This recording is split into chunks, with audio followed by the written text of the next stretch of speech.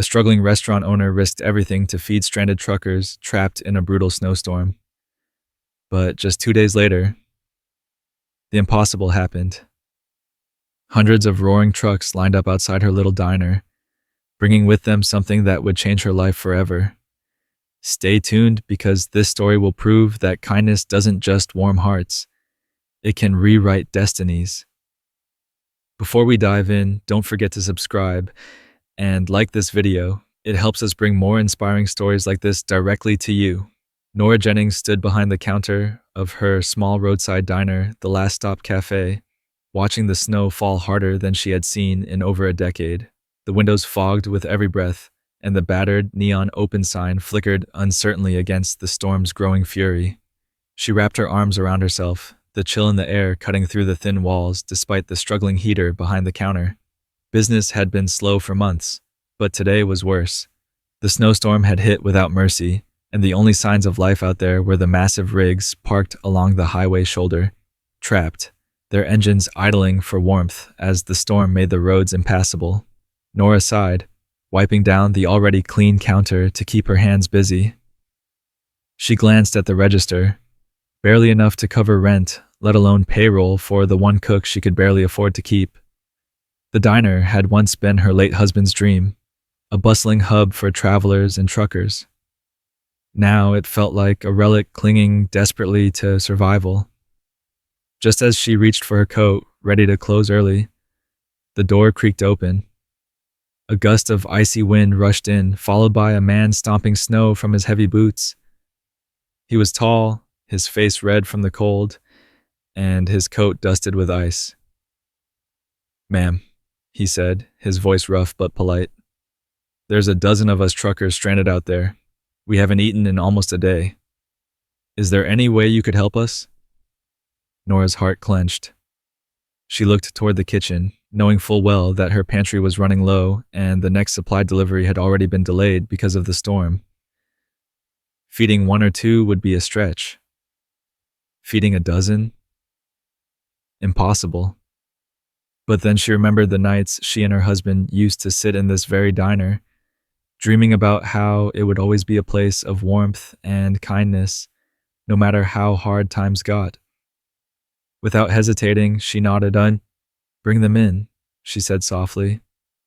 Within minutes, the tiny diner filled with men and women stomping snow off their boots, their faces tired and drawn from the cold. They huddled at tables, grateful just to be out of the storm. Nora worked like a woman possessed. She raided every shelf, every hidden stash of supplies, pulling together hot coffee, bowls of stew stretched thin with extra broth, and grilled sandwiches made from the last of her bread and cheese. She served every plate with a smile, though inside fear churned in her stomach. This was everything she had left. There would be nothing for tomorrow. As the last bowl of soup left the kitchen, she stood by the counter, her arms crossed tightly over her chest, watching the grateful faces around her. In that moment, despite the uncertainty, she felt something she hadn't felt in months: peace. Cliffhanger. What Nora didn't know was that word of her kindness was already spreading across radio channels. And 2 days later, that little flickering open sign would be the beacon for a convoy of gratitude she could never have imagined. Long before the snowstorm and the silent highway packed with stranded truckers, The Last Stop Cafe had been a symbol of hope. Nora and her late husband, Frank Jennings, had poured every last penny of their modest savings into opening it 12 years ago. Positioned right off the main interstate, it was meant to be more than just a diner. It was a sanctuary for those living life on the road. Frank had been a trucker himself for nearly 2 decades before health issues forced him to retire. He always said, "Truckers don't just haul goods, Nora. They carry the weight of this country on their backs, and they deserve a warm meal and a place that feels like home." That sentiment lived in every corner of the small diner. The patched leather booths, the faded Route 66 memorabilia on the walls, and the hand-painted sign that read, "Hot coffee, warm hearts, open doors." But after Frank passed away suddenly from a heart condition 2 years ago, everything changed.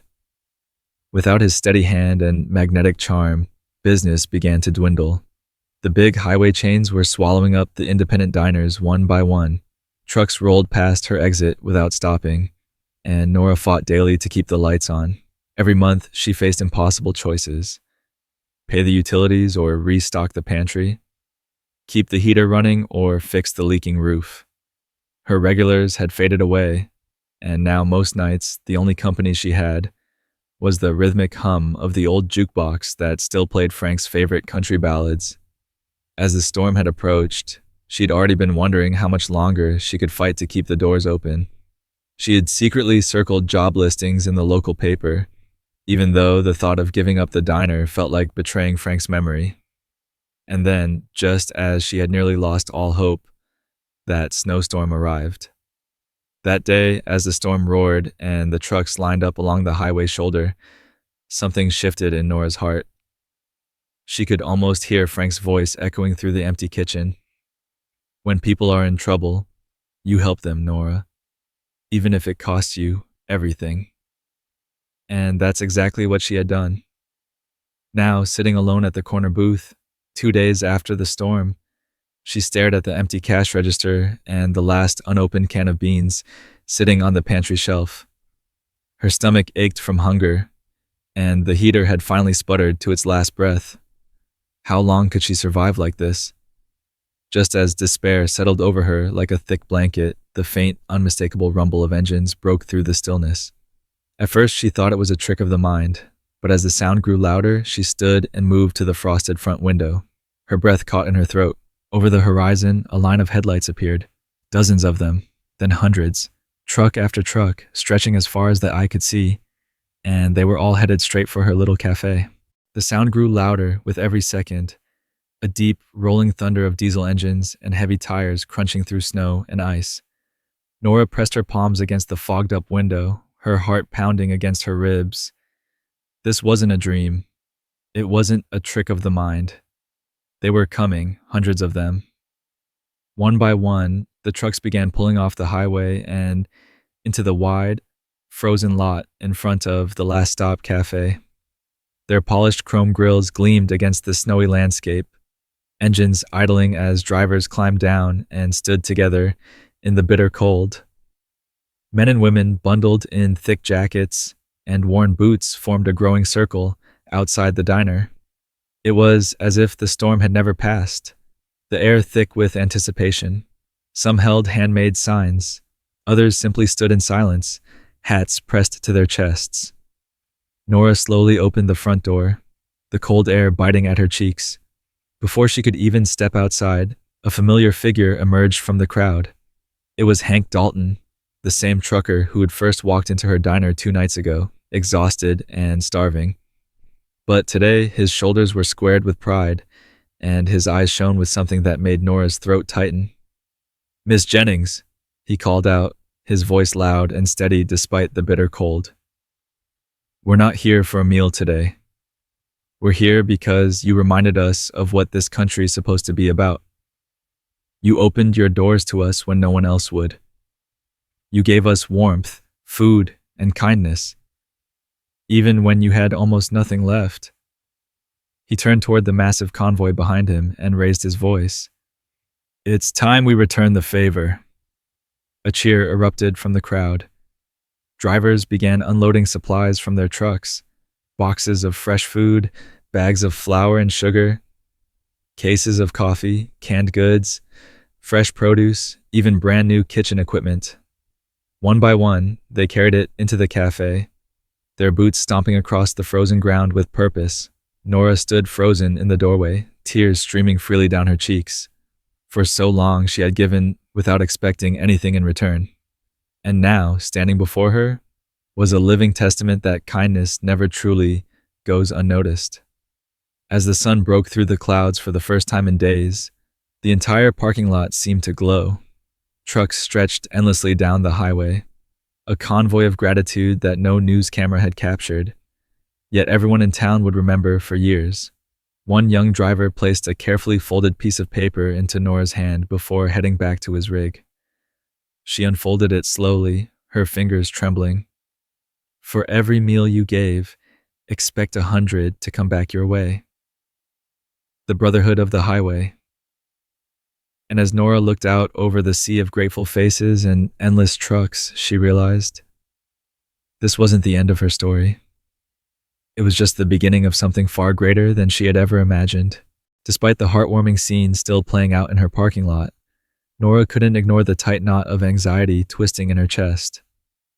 Just hours after the trucks arrived, local reporters swarmed the cafe. Cameras pressed against the fogged windows, microphones shoved in her face, all desperate to capture the viral sensation of a small-town woman rescued by a brotherhood of truckers. But it wasn't long before the attention turned sour. Inside the cafe, Nora sat at her usual booth, her hands trembling around a lukewarm cup of coffee. Across from her sat Gerald Lawton, the local bank manager, the very same man who had coldly denied her loan application just 2 weeks prior. Gerald shuffled through his papers with that same condescending smirk he always wore. "Miss Jennings," he began, his tone dripping with false sympathy, "I see you've attracted quite a bit of attention here. Impressive, but I'm afraid this doesn't change the facts. Your business is still severely underfunded, and according to our records, you're months behind on payments." Nora swallowed the lump in her throat. "I'm working on a plan, Gerald. These people, this community, they're helping me rebuild." Gerald adjusted his designer watch and shook his head. "Sentiment doesn't pay debts, Nora. And while this little event makes for a nice story, the reality is harsh. If you can't bring your account current by the end of the month, the cafe goes into foreclosure." With that, he stood and left, his polished shoes clicking against the worn diner floor like a gavel slamming down a final judgment. The moment he walked out, cameras caught the scene. News outlets wasted no time in spinning the narrative. Local hero faces foreclosure despite acts of kindness. Humiliation burned hot in her chest. She had poured her life into this place, and now, under the glare of camera lights and the indifferent gaze of bankers, it seemed all her efforts would be for nothing. As darkness fell that evening, Nora sat alone in the dimly lit cafe, watching the last of the truckers head out, promising to return. The lot was quiet now, but her thoughts were loud. How long before she'd have to shut the doors for good? Just as she was about to lock up, the bell above the door jingled. A tall man walked in, older, refined, with an air of quiet authority. His tailored coat and confident stride seemed out of place in her humble diner. He approached the counter and extended his hand. "Miss Jennings," he said with a warm smile, "my name is Samuel Grayson. I believe we have something to discuss." And before Nora could respond, he slid a folder across the counter toward her. What she saw inside made her breath hitch and her knees weaken. Nora's trembling hands flipped open the folder. Inside, a neatly typed letter rested atop a thick bundle of official documents. Her eyes scanned the header, "The Brotherhood of the Highway Fund," followed by the unmistakable signature of its founder, Samuel Grayson. She looked up at the man standing before her. I don't understand." Samuel Grayson offered a patient smile, his voice calm and reassuring. "Miss Jennings, the men and women you fed during that storm, they're more than just truck drivers. Many of them are part of a national alliance. Independent business owners, logistics company founders, and some of the most influential names in transportation. When word of what you did spread, they came together for one purpose: to make sure your kindness wouldn't be repaid with hardship." Nora's eyes darted back to the documents. Among them were plans for a full renovation of the Last Stop Cafe, fully funded. There were also partnership agreements, offering her long-term supply contracts at discounted rates, and a certified cashier's check large enough to pay off the remaining debt on the cafe, every last cent. Tears welled in her eyes as the realization hit her like a tidal wave. "But why? Why me?" Samuel leaned forward, his expression serious now. "Because what you did reminded us all of something we've been missing in this world. Selfless kindness. You gave everything when you had almost nothing left. That kind of heart deserves to be protected, Nora. And this isn't charity. It's an investment in someone who proved that even the smallest acts of compassion can change lives." She sat back, her head spinning. Just days ago, she had wondered how much longer she could fight to keep the doors open. Now she was holding the keys to a future she'd never even dared to imagine. Samuel rose to his feet and extended his hand once more. If you're ready, we'd like to begin renovations immediately, and when it's all done, this cafe will be more than a diner. It will be a symbol, a home for every traveler in need. Nora stood, her hand still shaking as she reached for his. Yes, she whispered, her voice cracking with emotion. Let's do it. As she looked out at the empty parking lot, a soft hum of engines echoed once more in the distance, and this time she knew. They weren't just passing through. They were coming back home. 6 months later, the grand reopening of the Last Stop Cafe wasn't just a local event. It was a national headline. What had once been a struggling, forgotten diner was now a beautifully renovated symbol of kindness and resilience. The new cafe stood proudly on the same foundation, but with gleaming windows, a restored vintage neon sign, and walls adorned with photos of the Brotherhood of the Highway and heartfelt thank you notes from truckers across the country. The parking lot was packed beyond capacity. Hundreds of trucks, from small independents to massive corporate rigs, lined the highway shoulder for miles. Engines rumbled like a living heartbeat, and their polished exteriors shone under the afternoon sun. Nora stood on the cafe's new porch, her heart swelling as she looked out over the sea of faces.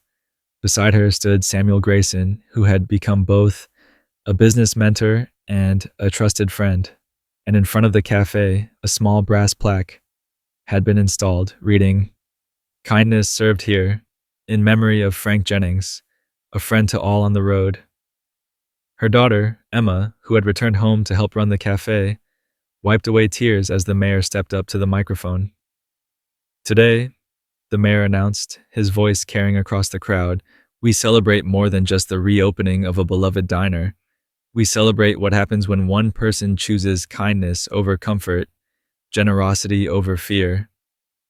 Miss Nora Jennings reminded us that no act of kindness is ever wasted. Applause thundered through the crowd, truck horns blaring in unison like a salute. As the sun began to set, casting a golden glow over the gathering, truckers filed into the cafe to share meals, swap stories, and find the warmth and hospitality that had become Nora's legacy.